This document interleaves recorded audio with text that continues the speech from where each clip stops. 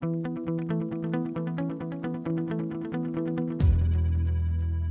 in this nugget, we're going to talk about the most important desire of almost anyone you're ever going to meet. Some of you already know what this is. It's really short and really simple, but extremely powerful.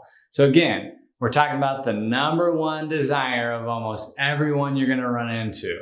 It seems really simple, but don't take it for granted. So the number one desire is the desire to feel important. Remember that one. It's the desire to feel important. Your customers, your peers, your friends, your family all want to feel important. Mary Kay Ash was the founder of Mary Kay Cosmetics, the pink Cadillac company some of you guys are familiar with.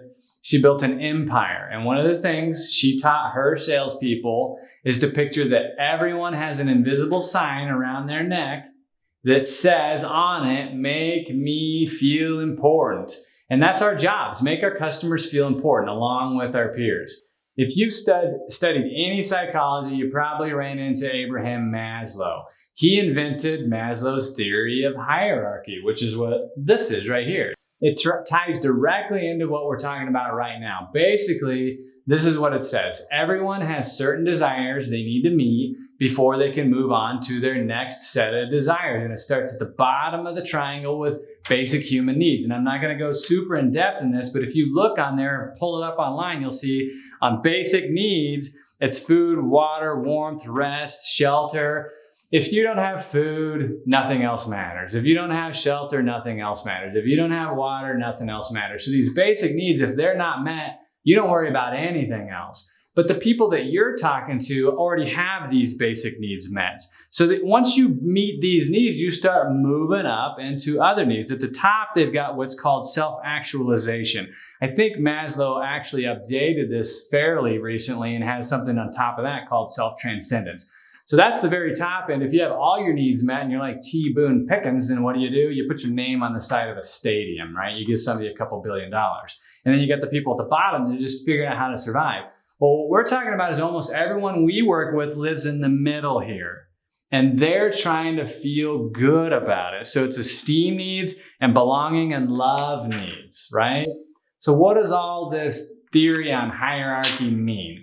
It's simple. If they're coming into your store or working with you at your store, they are not worried about their basic fundamental needs. They're met. They're worried about their belonging and esteem needs. In other words, the desire to feel important, the desire to feel good. That's the number one thing people are looking for. So if you're the type of person that is constantly making others feel important, you're going to have much more influence on the decisions those people make. And they are much more likely to do business with you. If you're the type of person that makes people feel like crap, you should just get out of the sales business altogether. More than likely, you're somewhere in the middle and you can work on your skills of making people feel better. It reminds me of a Runza story, a little shout out. Some of you know I was recently at Runza and had the bad experience, right, on the drive-through window. So if you want a great book on how to get better at making people feel good, I got two awesome options for you. First is the 7 Tenets of Taxi Terry.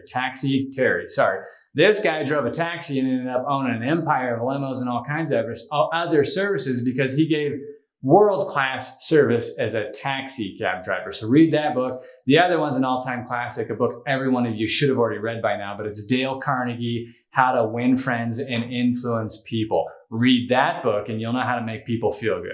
So now go out and make people feel important. Have a great day.